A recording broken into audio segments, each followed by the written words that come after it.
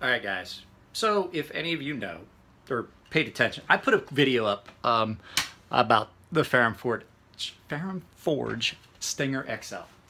Put it up, and in that video, there was a long tirade slash rant about something. And the video got taken down because it took that video didn't post till like 5 a.m. About the time I was waking up, that video finished posting. I don't know, my internet was slow or what. But I watched the video and I wasn't happy with it. So I took it down. I left it up. I think there was like 60 views, and I took it down because I wasn't happy with it. It wasn't a good showing of the knife. You guys really didn't get to see anything. I was cooking supper at the counter. But tonight I'm not doing any of those things. I'm drinking a beer, and I did a video about that. If you follow my channel, you know you already watched. You saw the other video I did, which was the Mike Gavick, the 7th Gavco folder ever made, that was on loan to me from Elliot. But this is my tirade because it still needs to go out there. So in the video that I did about the Ferrum Forge Stinger XL, I talked about the fact, it pissed me off because people are like, as much as I love American made, I will buy American made all week, all day. I will bankrupt myself to buy American made and support this country if the fucking quality is there. So out on my workbench right now, there is a Wee knife, a Sebenza, and they're sitting right next to each other. And in my hand, I have a Spyderco.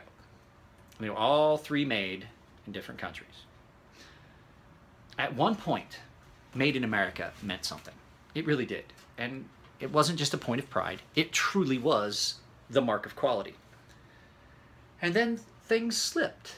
And things got to where you could not get good quality things made in America. And it never really recovered.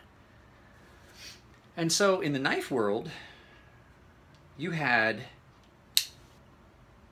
Spyderco came out, and Spyderco has a lot of knives made in a place called Seki City, Japan. Seki City, Japan is famous for the best steel and the best knife makers and all those things throughout the world. They have been for years. And for years, that was the mark of quality. Made in America, most of 90% of the American-made knives that I remember, garbage.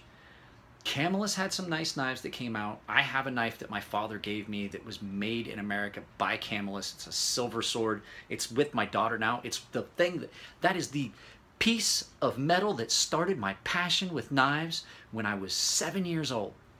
And my daughter has it now. And I have instilled that passion in her. And I'm sorry if I'm a little bit emotional, but I'm talking about my dad and something that we both shared. We shared a passion for knives. And then made in Japan became a mark of quality when it came to knives. Spyderco knives were made in Japan. But now we have companies in China that are making products that are leaps and bounds above what American manufacturing is doing right now. And they're doing it at a price point that's below. And you can say whatever you want about how they practice oh, it's because they work their crew. I don't give a fuck what they're doing. That's capitalism. They run their business however they fucking see fit. I got news for you. I run a business. I run a business, and there's times I work myself to death. It is 5:49. I left my house at 6 o'clock this morning to see my first business because that's when they opened. And I wanted to go talk to them early before they got busy. And then I stopped my insurance business at fucking 4:30, and I came home and I sharpened knives until just recently. So you're looking at it almost 12-hour day. What's wrong with that? What's wrong with that? If it is benefiting your family, if it's benefiting the company, there's nothing wrong with that. So I got news for you. All these things that people say about, you know, fucking, oh, Chinese made. Why are we vilifying a country and companies that are putting out quality products? I got news for you. My Wee knife is my WE knife and my Reat are nicer knives than 90% of the American knives I own. And they're at a lower price. And put it to you this way. I have a Farron Ford Sabenza, and I love it. I do love that knife. So many fucking issues with that knife that I found, and it's an American-made product, and they're supposed to be the best. I have found issues with the grind. I found issues with the pivot. I found issues with the marrying up of the sides when they do the hollow ground, and they have a machine that is supposed to be well up and above aerospace standards. So when you have a company that's doing a better job at half the price, why the fuck are we trying to demonize them? Chris and Elliot at Farron Forge saw this. They looked at Reat knives and they said, wow, Dave Dang is doing an amazing job. Todd Begg saw it. Todd Begg has knives made at Reat and WE. Did you guys know that? Those Real Steel series, or not the Steelcraft series? Steelcraft series Todd Begg knives are made at WE. People will buy an American maker's knife made by a different country's OEM and things like that, and not think twice about it. But you say, oh, WE knives, they're a fucking Chinese company. I wouldn't put that shit next to... I saw somebody actually say, I wouldn't put that shit in my case next to my American-made knives. News for you. My 940, extremely well made. As a matter of fact, at I think I paid $230 for that knife for my WE 601. I have news for you. It is better than some of my $400 and $600 knives that were American made.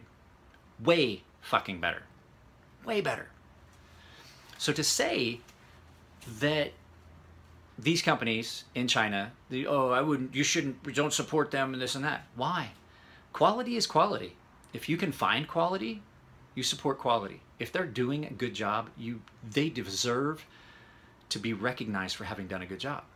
Chris and Elliot realized that WE knives were making some amazing knives, and they partnered with them to do a lot of this. The Falcon, the Crux, all these knives that are coming, and there's more coming. You guys just have to wait and see. I can't tell you. I'm up there 3 times a week. I see what's going on. I just can't tell you. But the Falcon and the Crux, fucking amazing. For $200? I have news for you. At that price, people are like, hey, it's like $200. It's made by WE. When you get one of them in your hand, because I carried one, you're gonna be like, I only paid $200 fucking dollars for this. The fuck? How do they make a fucking penny? But to then take companies that are finding a way, because I'm gonna tell you right now, Chris and Elliot looked at it and they're like, we couldn't make these knives stateside at this price point. The United States is pricing themselves. We are pricing ourselves out of all the businesses that we historically have been the best at. We want to call ourselves the best country in the world. Do you know the biggest problem we have right now? American manufacturing costs 2 to 3 times more than it does to have OEM and waterjet and all these other things done overseas. It does. If I said it in the last video, if I was a knife maker like Elliot, I would never once think about trying to make an American knife right now. I wouldn't, because I couldn't afford it. I see the problems that they have with their vendors and their distributors, and I'm like, and not just the cost going up, but lead times going to the point where knives are coming out of their shop late because people just couldn't meet their commitments. And it 100% goes back to something that I never had growing up. Entitlement. These kids coming out today think, well, I deserve this. Well, why? You don't walk into a job. You don't walk into a job and immediately make the same price as the guy that's been there a year. You don't, because you haven't fucking proved your bones yet. You ain't earned your bones yet. You come in and you earn what you're worth. I 100% think that if you're in a manufacturing industry, you get paid by unit. You should not get paid by the hour. You should get paid by the unit. And the guys that can produce more get paid more. That is equality. And it's not even equality, because I've said this before. Equality is a social construct found nowhere in nature. Nowhere in nature are you going to find equality, but we try to do it. We try to make everything equal. Oh, this guy deserves $15 an hour. Got news for you. I took a job with Aflac because I hated my other job. I hated it. I like what I'm doing, but guess what? I haven't made shit yet. You know why? Because I haven't fucking earned it yet. Because I haven't cracked the nut on how much activity and who I need to do and what I need, who I need to talk to and what I need to do, how I need to say things. When I do that and I start earning what I'm worth, it's going to be insane. You guys see what I do with knives and how much passion I put into it. I'm every bit as passionate about this YouTube or this Aflac insurance. Every bit as passionate. But I have not earned it yet. And that's what I like about this job. That's what I like about the Aflac gig. We have these guys that come into a shop and immediately start making $15 an hour because that's the baseline pay. Well, guess what? Maybe you're not worth fucking $15 an hour. I hate to burst people's bubbles. I meet people and I'm like, dude, I wouldn't pay you a fucking nickel. I'd fucking throw you $1 to go park a fucking car because that's about what you're fucking worth. Entitlement has been the downfall of this country. And it all started when people stopped disciplining their children and just started giving them anything they wanted to make them happy. I grew up poor and I grew up on a farm. We didn't have a fucking thing. And guess what? My dad walked in. I put this in my dad's obituary just because I wanted the preacher to have to say it. My dad walked in after I had gotten out of high school and I was 17 years old and I had to wait. I had to give a waiver to join the Navy at 17. And my dad signed it. I don't think he ever told my mother. 17 years old, I joined the Navy. My father walked in 2 weeks after graduation with an empty jug of milk. And he looked at me and said, boy, you better figure something out. I looked at him and said, what? He says, you better figure something out because this shit ain't free. And walked out. And those are the things that used to happen in this country when men were men. And those hard things were done to male children and even female children. That hard attitude towards life, the realistic attitude towards life, made us better people. I like to tell people I grew up in the 1800s. I grew up in a shit-kicking fucking half-ass fucking town in the southeast part of Ohio in the Allegheny Mountains, the foothills of the Allegheny Mountains, and I had to work for everything I ever fucking had. I have always worked for everything I had, and it has made me a better person.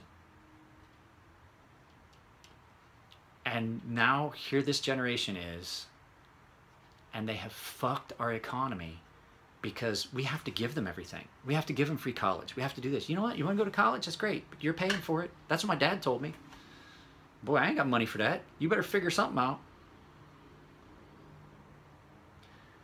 That all goes back to what's happening in American industry. Because we can't support paying everyone the same because they're not equal. Equality is a social construct found nowhere in nature. You go try and you put a rabbit and a cat in a pen and tell them they're equal and see what happens. You'll have a cat and a mess. That's what you'll have. That's it. So there's the tirade. Don't vilify these companies for doing something right. Don't, because they're doing something and they're doing it well. And there's no reason that we should not appreciate that. I will buy a Wee knife every day of the week because guess what? Remember when I said I would have bought a Sebenza every day of the week if the quality was there? The quality's not there anymore, guys. It's not. And people get pissed off when I say it.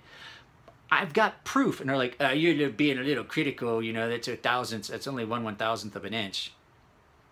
Well, got news for you, buddy. That picture that I took in that video about my Sebenza, it wasn't 1/1000th, that was 1/100th of an inch.